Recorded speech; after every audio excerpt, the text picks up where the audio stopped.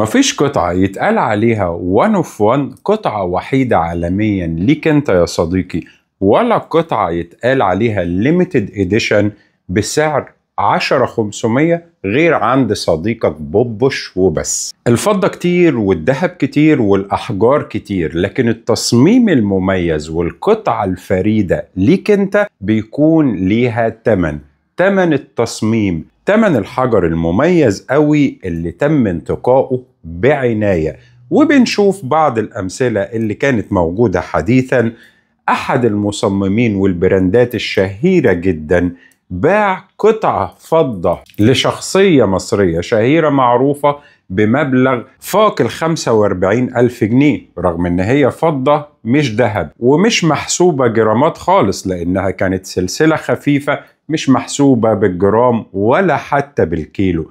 هنا بنرجع للتصميم الفريد والتصميم المميز. ما طولش عليك، قل طول يا صديقي بوبوش. السلسلة الفريدة اللي دايما بنقدمها لك بطرق يدوي فريد مصري اسمه طرق الرباسي، وده أحد الفنون المصرية، مش زي الشفتشي، لأن الشفتشي بيعتمد على الفراغ. هنا بنعتمد على الطرق يا صديقي، مع حجر فيروز نيشابوري إيراني مميز جدا.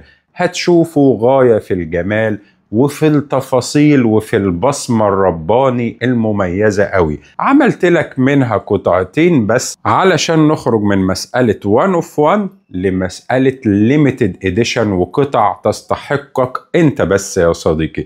وبالمناسبة السلسلة الغرزة المميزة دي تايلاندي مميزين بيها، هنوقفها بعد التصميمين دول علشان نظل دايما مميزين وتظل انت لابس قطعة فريدة تنبسط بيها، ان هي مش قطعة كوميرشال ولا متداولة كتير في الاسواق. هتختار بين الدلايتين هتعرفهم، واحدة من الدلايات الريشة تحت والتانية الريشة فوق.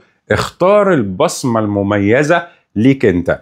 الاتنين واحدة وزن 37 جرام والاخرى وزن 40 جرام، واكيد مش هتختار بالوزن علشان ما تقطعش رزقك في بصمة الحجر الرباني يا صديقي. قطعة تحفة فريدة من اول تصميم القفل التايلاندي بالسلسلة التايلاندي فضة عيار 925 للدلاية المميزة جدا تصميم سراي عابدين الريشة، ومن الخلف طرق يدوي رباسي. هتكون تحفة مميزة فريدة بيك انت. وما تنساش ان الفضة والاحجار بضمان سراي عابدين، وما تنساش يكون يومك جيد وسعيد لانك تستحق ده، وما تنساش اني بحبك وبقدم لك كل فريد ومميز. اشوفك دايما على خير.